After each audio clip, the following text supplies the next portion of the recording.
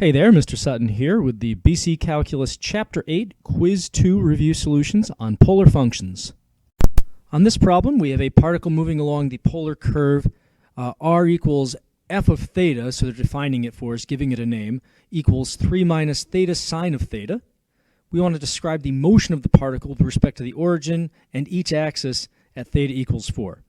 So in order to describe motion, you need to know two things. You need to know where the particle is with whatever coordinate of measurement you're using, and you need to know which way it's going. And that'll tell you whether we're moving toward or away each of these three things. So let me start by putting this in my calculator. And even though this is a polar function, I'm actually going to put it in just function mode in y equals, because there tends to be more that I can do with these things in y equals mode. I'm only going to put it in polar mode if I actually need to graph this.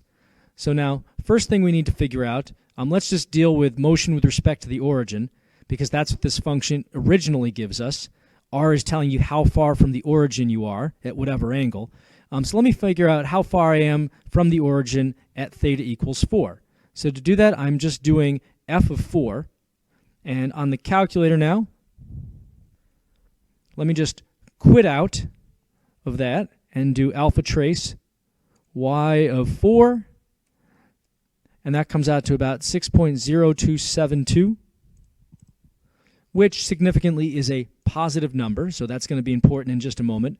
Now, we also need to figure out the derivative of r, f prime of 4. That'll tell us whether we're moving, this would be more positive or more negative with respect to the origin.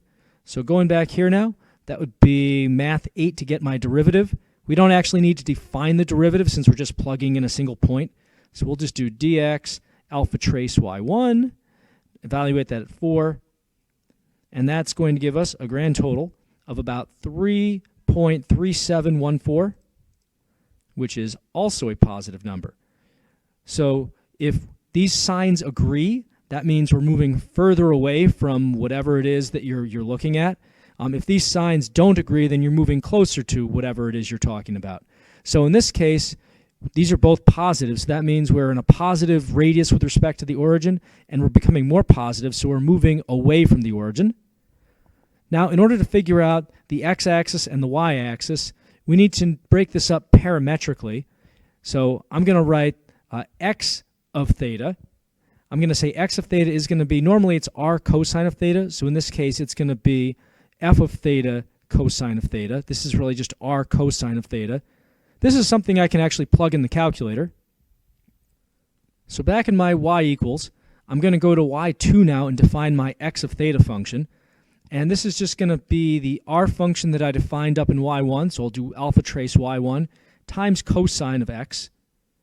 And now I need to figure out x of 4. I need to figure out basically the x value at time 4.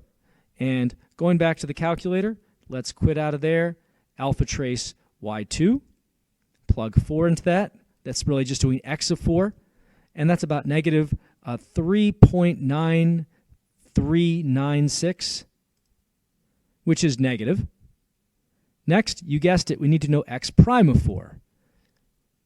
So let's go back here, and let's see. I'm just going to yank my input from before because the only thing I actually need to change in here is turning this y1 into a y2. I do that, and I see my derivative of x is about 2.3577, which is a positive number. So I'm to the left of the y-axis, and I'm moving right. That means that I'm moving toward the y-axis. Now let's do y. In order to do y, I need to do, in general, parametrically y equals r sine of theta. So I'm going to define y of theta as f of theta times sine of theta, because again, this is r times sine of theta. And if you thought I was going to go to my calculator and plug that in, you're absolutely correct. I'm going to go to y3 now, and I'm going to do alpha trace y1, just like I did for y2. But this time I want y, not x, so I'm going to do r times sine of x, sine of theta. And we're going to quit out of that now. And just like before, I'm going to find the function value and the derivative. So we need y of 4. That's going to be alpha trace y3 with 4 plugged in, comes out to a negative number, negative 4.5614. So negative. We also need y prime of 4. Just like before, I'm going to steal the input from earlier, and I'm just going to change y2 this time to y3. And press enter. About negative 6.4911. Also negative. So I'm below. This tells me that I'm below the x-axis, and negative derivative means I'm moving down here. So below and moving down, that's the signs agree, so you're moving away from the axis, in this case the x-axis. On this problem, we have a particle moving along this polar curve that we saw in an earlier problem. This time around, we want the slope of the line tangent to our curve at theta equals 10. So to get tangent lines, we basically need dy over dx. We don't have y or x originally, so we have to express this parametrically with x and y. I can say x of theta equals r times the cosine of theta. So that would be f of theta times cosine of theta. We can say y equals r sine of theta. So f of theta sine of theta. And for dy over dx, I basically need y prime of whatever we're plugging in. So y prime of 10 over x prime of 10. I've already defined what x and y are in terms that everyone can get. At least we've got this f of function is defined up here. We know what sine and cosine are. So these are functions that are fully defined. What that means is I don't actually need to figure out what the formula for y prime or x prime looks like. I can just plug the derivative directly into my calculator, which I will now do. So first, let me take you to my y equals. Now I did this on an earlier problem, but just to recap what happened, I put my r function as y1. Here is y2 is my x function here. This is r cosine of theta. y3 is my y function, that's r sine of theta. And plugging all that in now, I'm going to do one big fancy fraction here. Up top, I'm going to do y prime of 10. So I'll do math 8 to get derivative, do dx. And I stored y prime in y in y3 on my calculator. So let me do alpha trace y3. I want to take the derivative of y3, and I want to do that at the x value 10. I'm going to do the same thing down below now. So math 8 again, another derivative. This time I want x prime, so I'll do alpha trace y2 because y2 is where I stored my x of theta function. And again, we're doing this at x equals 10. Enter, grand total, about 4.1107, which I can round off to this. For this problem, I want the slope of the line tangent to this graph at theta equals pi over 2. And this is a no calculator problem, just to prove we can do it. So let me start by getting this defined parametrically in terms of x and y, and then I'll take derivatives and put it all together. So we can say x is going to be r cosine of theta. So 2 cosine of theta times the cosine of theta that always goes with the x value. This is really 2 cosine squared of theta. Now the derivative of this thing, I'll find that now, x prime. Using my power rule, that's going to be 4 cosine of theta times the derivative of cosine itself, so times negative sine of theta. So this is negative 4 sine cosine. Using the identity that 2 sine cosine equals sine of 2 theta, I can turn this into negative 2 sine of 2 theta, which will just save me a little bit of plugging in later on. Next, let me define y of theta. That's going to be the r function here times the sine of theta. Well, I can actually turn that right away into sine of 2 theta, and that's going to make it easier to take the derivative, because now I can just do a little chain rule here. So this will be 2 cosine of 2 theta. So what I need to do in order to find the derivative at pi over 2, the slope of the tangent line, we need dy over dx, which means we need y prime over x prime. So I'm going to do y prime of pi over 2 over x prime of pi over 2. So that's this function here, 2 times cosine of 2 times pi over 2, over this function right up here. We'll just use the simplified form. So negative 2 sine of 2 times pi over 2. Well, this is, let's see, our 2's here are going to cancel. This is cosine of pi, which is negative 1, times 2 gives us negative 2 in the numerator. Down below, this is going to be sine of pi, which is 0. That zeroes out everything. So negative 2 over 0 then just ends up being does not exist. On this problem, I'm trying to find the area of the region that's shared by these two circles. So I'm going to go ahead and, first off, let me write my area formula just so you have it. So in general, polar area, that's going to be the integral from a to b of 1/2 r squared d theta. So this is always our go-to formula. We might have to tweak a few things, but we always need to find limits of integration and an r function to plug into this. So to figure out all of these things, I'm going to go ahead and graph these in polar mode. Just to review on how to do that, we need to go to mode, and then this func needs to be turned into a pole. Press enter. And now if I go to my y equals, well, I can do r equals instead of y equals. So let me plug in these two functions. We have r equals 2 cosine of theta, and notice now it's a theta instead of an x. And we also have 2 sine of theta, and these are both circles apparently. And let's see, my window, I like that to be from 0 to 2 pi with a modest step size so we hit everything. Let me do zoom fit now and see what this looks like. So 2 circles, there's 1, there's 2. So this is the picture of what we're dealing with. So in order to find this area, first off, I need to figure out my r function, and that's a little bit tricky because the function giving us our radius kind of distance strips that we're adding up to get the area, that function changes in this shared area. Initially, as we start at an angle of 0, it's going to be this top circle here, whichever one that is, but then it becomes this right side kind of circle. So in order to figure out what we're dealing with here, we need to get this intersection point. We need to figure out what angle we're switching over at. To get that, we're just going to take these two curves and set them equal to each other. Now, you could do this on the grapher, but this is a pretty quick one to solve algebraically. If we just divide both sides by 2 cosine of theta, which we're allowed to do because we're guaranteed that sine and cosine can't both be 0 at the same time. So neither one can be 0. So that will give us just 1 on this side, tan on the other side, because we have sine over cosine.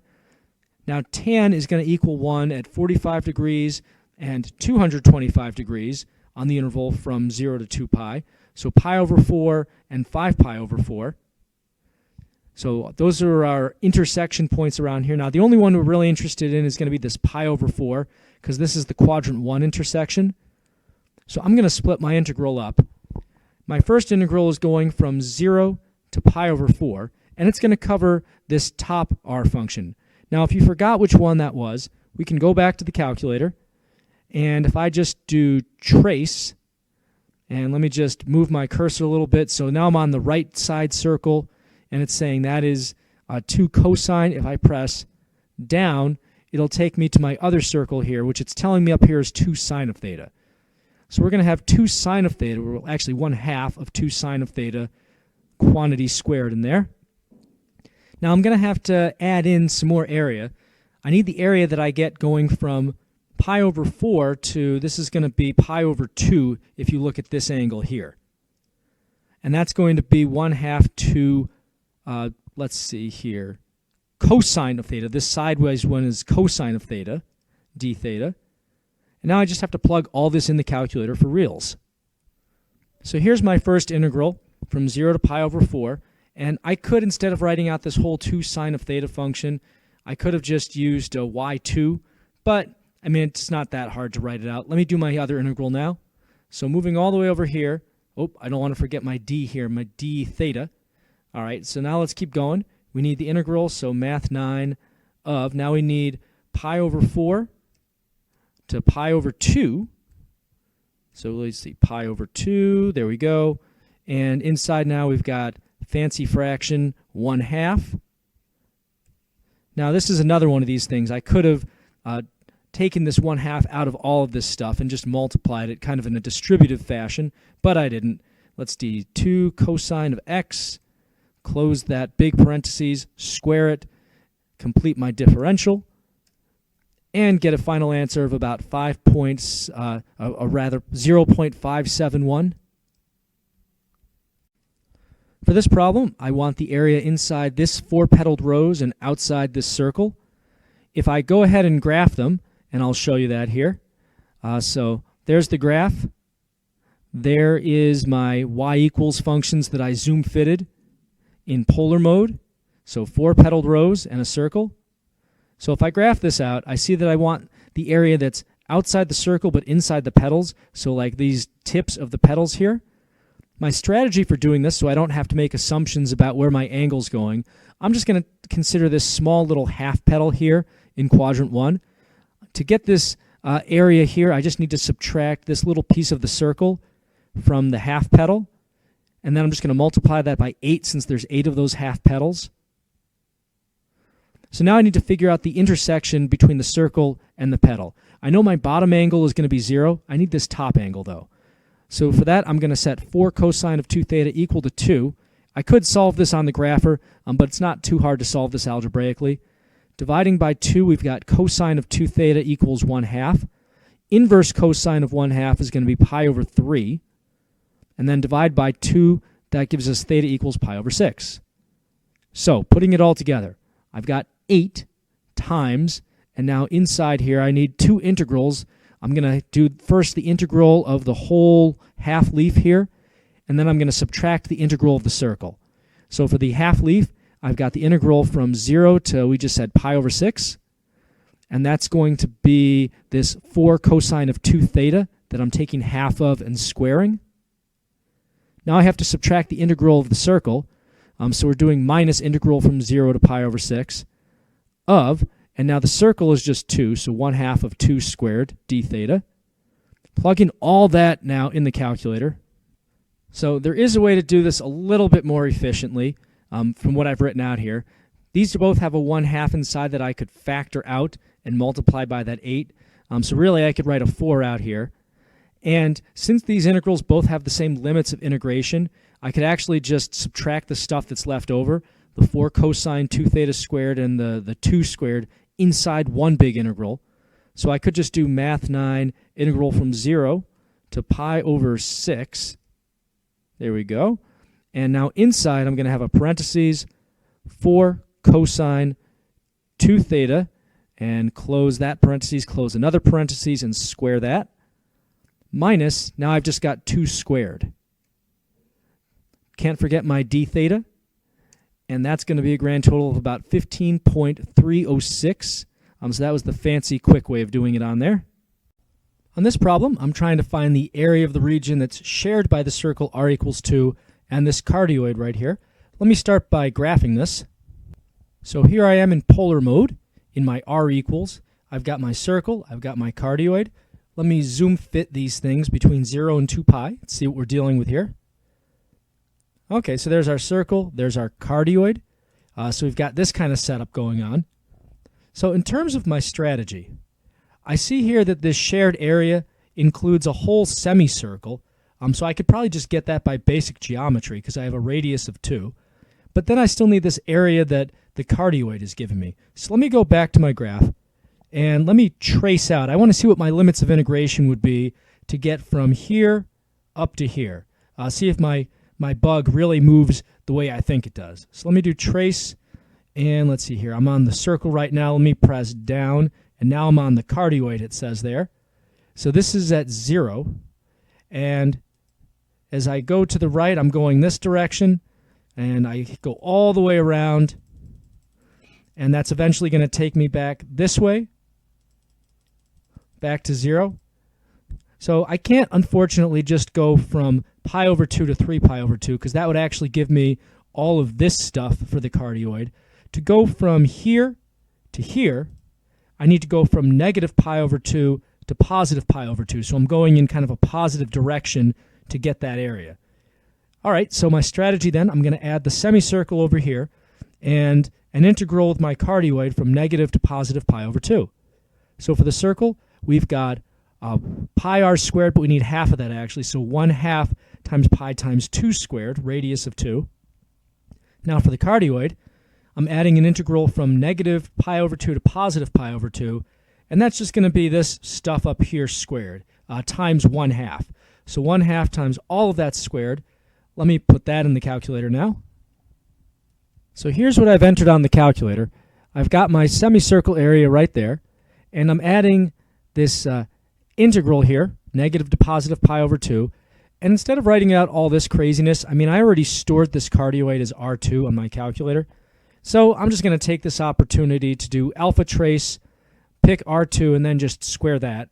So now I don't have to deal with all these nested parentheses. And then, of course, D, whatever the variable is. Enter for that. We get about 7.708.